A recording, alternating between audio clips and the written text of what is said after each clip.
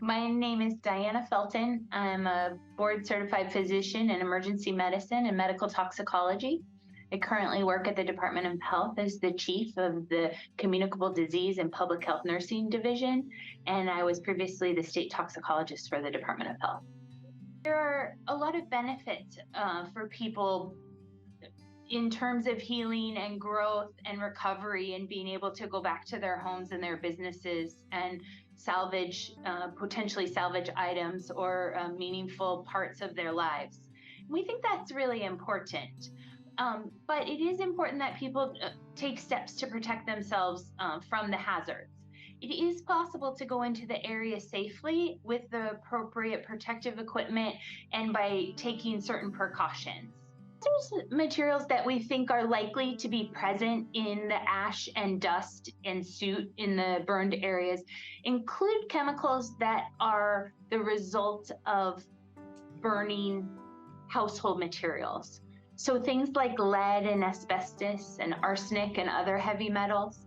There's also chemicals called polycyclic aromatic hydrocarbons, or PAHs, that occur when organic material is burned, as well as dioxins, which are another form of an organic material that occurs when things are burned. There may be other chemicals such as PFAS chemicals or flame retardants that are present because they were in household materials inside the home. It is possible to prevent exposure by wearing the appropriate protective gear.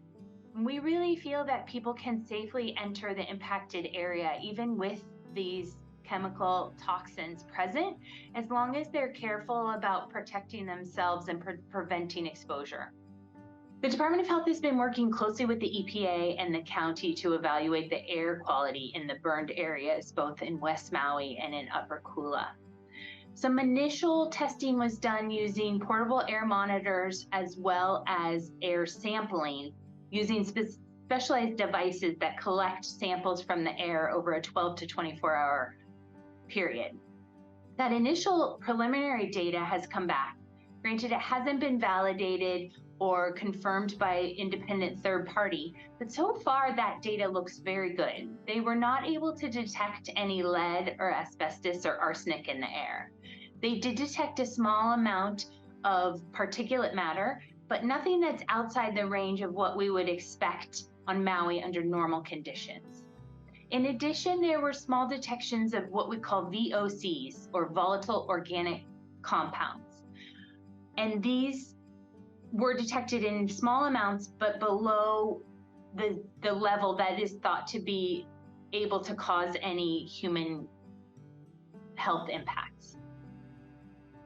More data is coming from that sampling, from that air sampling, but is not yet available from the laboratory. So we will have more information in the future. It's important to recognize that while the initial preliminary data looks good, that the air quality is good, that data only represents a snapshot in time. So the air quality may change as winds pick up and dust and ash and debris are moved around areas. However, the toxic contaminants that are in the ash and dust are not free-floating in the air themselves. They tend to be heavy and sticky, and so they are associated with the particulate matter and connected as part of the particulate matter. Therefore, we can use particulate matter monitors to act as an indicator for other hazardous chemicals.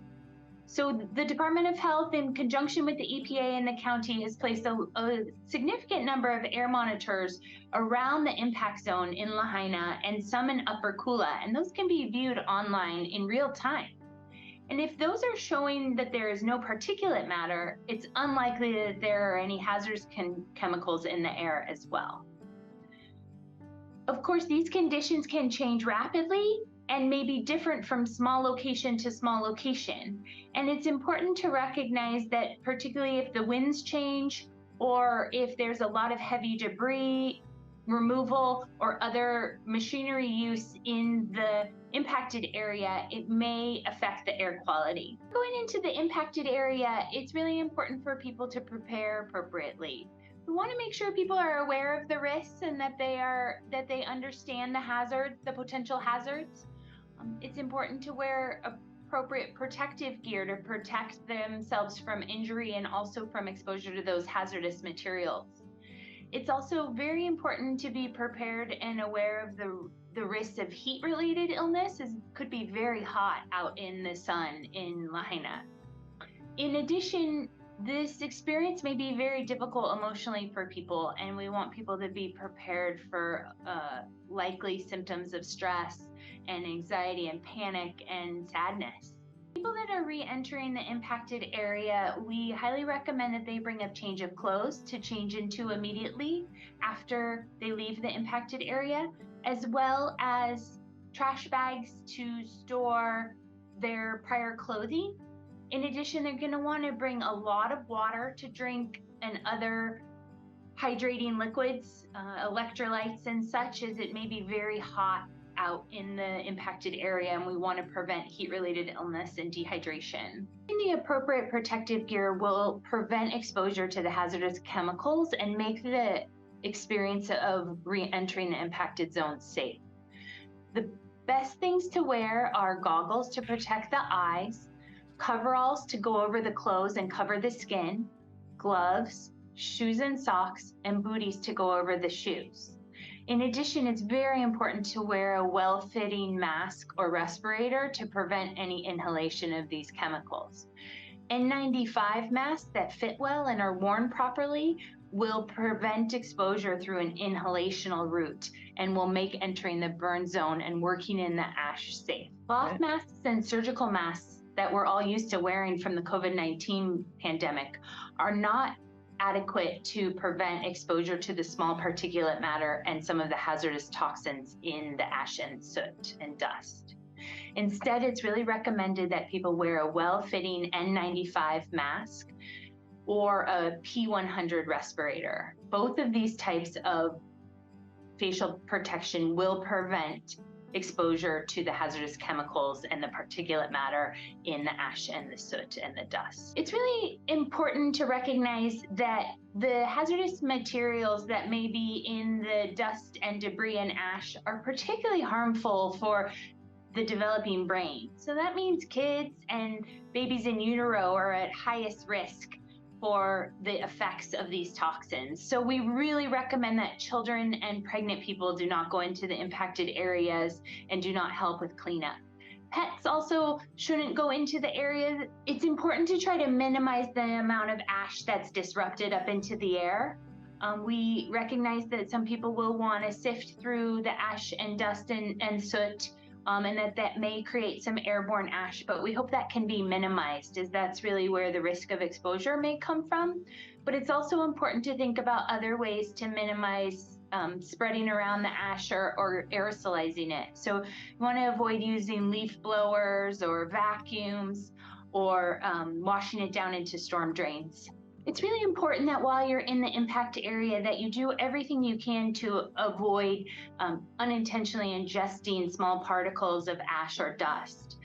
It is going to be very important that people drink plenty of fluids to avoid dehydration and heat-related illness, but we would advise people to be very careful about placement of their water bottles, keeping them in enclosed containers to prevent any ash getting on the edge of the water bottle that then may be ingested when they drink.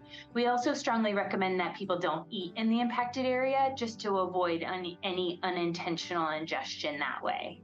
Yeah, signs of getting overheated or heat-related illness include headaches, severe fatigue, feeling dizzy or lightheaded, maybe having a fast heart rate, and nausea and vomiting are also very common.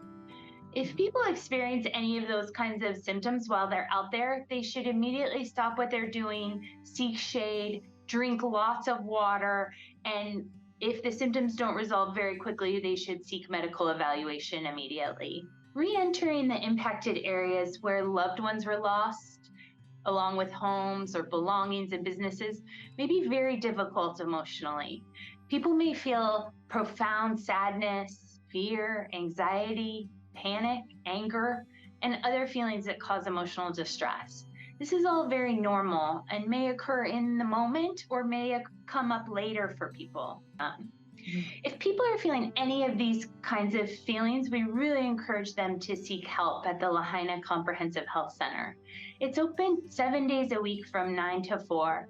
And in addition to behavioral health specialists, there's medical services, optical, and even dental services available there.